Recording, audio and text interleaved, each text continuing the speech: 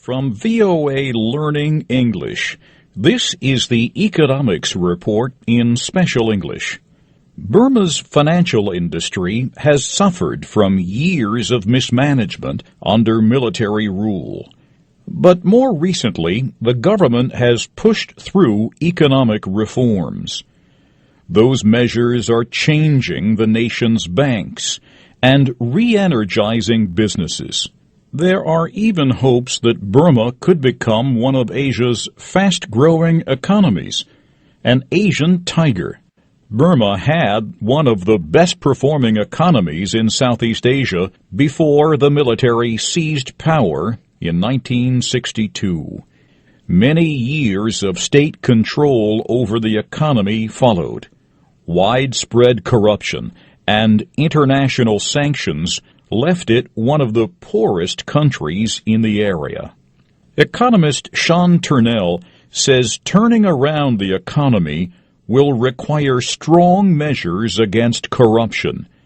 That is why he says political change is important to economic reform.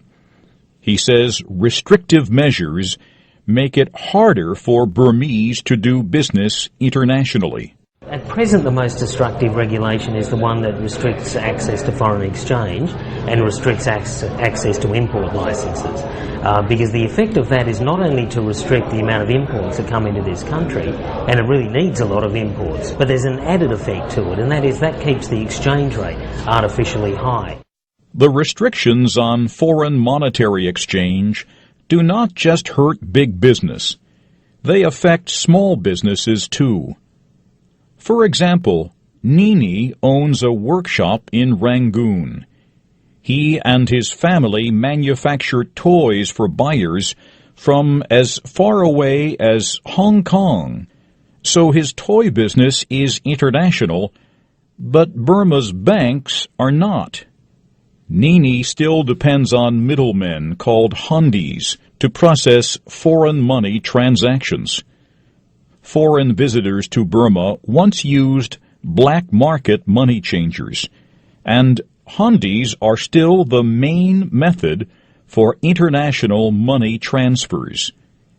But the government hopes this unsupervised, cash-based economy is ending.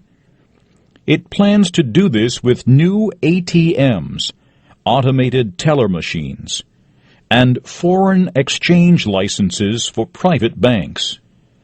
The Burmese government has also reformed its monetary system. Burmese officials have ended the old exchange rate. The old rate was 6 kyat to 1 United States dollar, but the black market or unofficial exchange rate was over 800 kyat to the dollar. There are also plans to ease import restrictions, and work continues on laws governing foreign investment. Burma is seeking to fully link or integrate its economy with its neighbors in the ASEAN Economic Group by 2015. Foreign investors, businesses, and tourists are hoping that the new banking and other financial reforms will end years of corruption and mismanagement.